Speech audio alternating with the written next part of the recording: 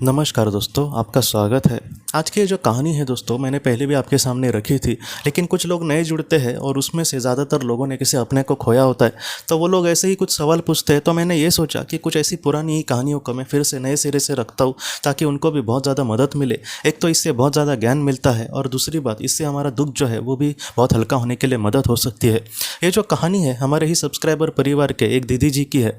उन्होंने अपने पति को खोया दोस्तों, और वो इस तरीके से कह रही थी कि उसका जो पति था वो उसके लिए सब कुछ था। इसने अपने जीवन में ऐसे पूरे तरीके से वो पति पर डिपेंड थी, और उसका जो पति था वही सब कुछ हैंडल करता था। उसने अपने पत्नी पर कभी भी कोई जिम्मेदारी नहीं डाली। उसने यही सोचा कि नहीं, मैं इसको अच्छे से रखूंगा, लेकिन मैं सारी जिम्मेदारी लूंगा।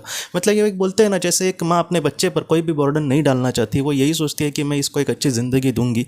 तो उस तरीके से उसके पति ने एक बहुत ही एक फूल की तरह किसी को संभाल कर हम रखते हैं, वैसे उसको रखा था। और बाद में दोस्तों, कोरोना के वक्त उसका जो पति था उसको कोरोना हुआ, और वो अचानक इस दुनिया से चला गया। तब ये जो दीदी थी वो बहुत ही ज़्यादा दुख में चली गई। बोलते हैं ना, एक इंसान हमारा सब कुछ होता है, उसके सिवा हम जिंदगी की कल्पना भी नहीं कर सकते, और वही हमारा आधार जो है वो एकदम चला जाए तो एक इंसान किस तरीके से उस दुख का सामना करेगा, वैसे पल उस महिला के सामने आए, उस दीदी के सामने आए।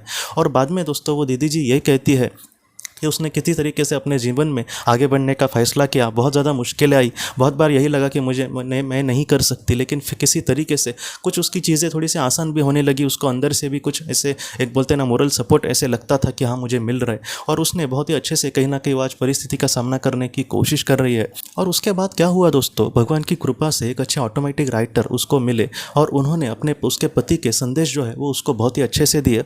उसके पति ने उसको बहुत ही अच्छे से कहा कि मेरे जाने के बाद तुमने अपने आप को बहुत ही अच्छे से संभाला है, और उसमें मैंने भी तुम्हारी बहुत ज़्यादा मदद करने की कोशिश करी है। तुम अपने जीवन में किसी भी चीज़ को लेकर मत घबराना। आगे आगे जो चीज़ें हैं, मैं जितना हो सके तुम्हें मदद करने की कोशिश करूँगा, लेकिन अपने आप को तुम कभी भी अकेला मत समझना।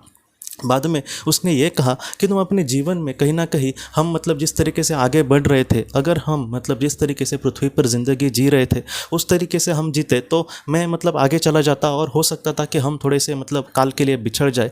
इसलिए तुम्हारी आत्मा ने ऐसे एक जीवन का चयन किया कि जहाँ पर तुम बहुत ही अच्छे से जिम्मेदारी जो होती है उसको निभाने की कोशिश करो, और तुम अभी बहुत ही अच्छे से निभा रही हो। अगर हम इस तरीके से दोनों ही अपने जीवन का जो उद्देश्य है उसको पूरा कर सके, तो आत्मलोक में हम बहुत ही अच्छे से एक साथ ज़रूर रह पाएंगे।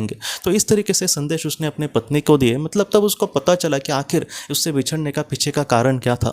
और वो मुझसे उस तरीके से भी कह रही थी कि कभी कभी मुझे कोई बड़ा काम होगा वगैरह, कुछ रजिस्ट्रेशन का या फिर कुछ और भी, तो ऐसे समय में बहुत ज़्यादा डर लगता है। एक तो हमें कुछ ज़्यादा वहाँ पर पता नहीं होता, लेकिन किसी तरीके से एक चमत्कार होकर वो जो काम है वो आप अपने आप आसानी से होगा। जैसे मैंने किसी को पूछा कि मुझे कुछ ऐसा करवाना है, तो वो इंसान ही खुद जिम्मेदारी लेकर वो करके देगा।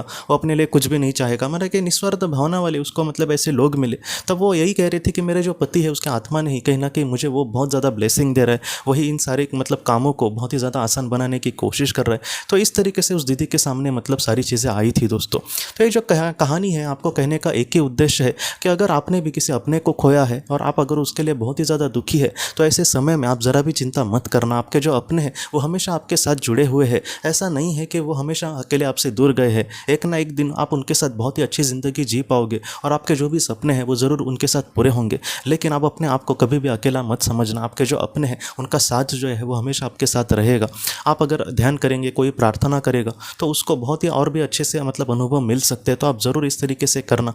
और जो भी हमारे जीवन में अच्छा हो या फिर बुरा हो, उसके पीछे कुछ ना कुछ ज़रूर एक बड़ी वजह होती है दोस्तों। आज हमें वो नहीं पता, लेकिन एक दिन हम उसको ज़रूर जानेंगे, और एक दिन हमारे अपनों के साथ उस दुनिया में हम बहुत ही खुशी से रहेंगे। फिर से पृथ्वी पर आकर हमारे जो भी अधूरे सपने हैं उसको भी हम बहुत ही अच्छे से पूरा कर पाएंगे। आप ज़रूर भरोसा रखना दोस्तों।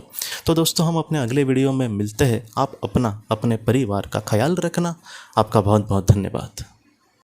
ज़िंदगी की रोशनी ये एक कंसल्टेंसी है जो ऐसे लोगों को मदद करने की कोशिश करती है जिन्होंने किसी अपने को खोया है, या फिर जो लोग अपने जीवन में बहुत ही ज़्यादा दुखी है। जो लोग इस संस्था के साथ जुड़ते हैं उन्हें पास्ट लाइफ रिग्रेशन की ऑडियोज़ भेजी जाएगी, जिससे घर बैठे वह पास्ट लाइफ रिग्रेशन का अभ्यास कर सकते हैं। और उन्हें 5 मेडिटेशन ध्यान की भी ऑडियोज़ भेजी जाएगी, और इसके साथ साथ उन्हें PDF किताबें भेजी जाएंगी जो हिंदी और अंग्रेज़ी में है, जो मोबाइल पर या फिर लैपटॉप पर आप उसे पढ़ सकते हैं।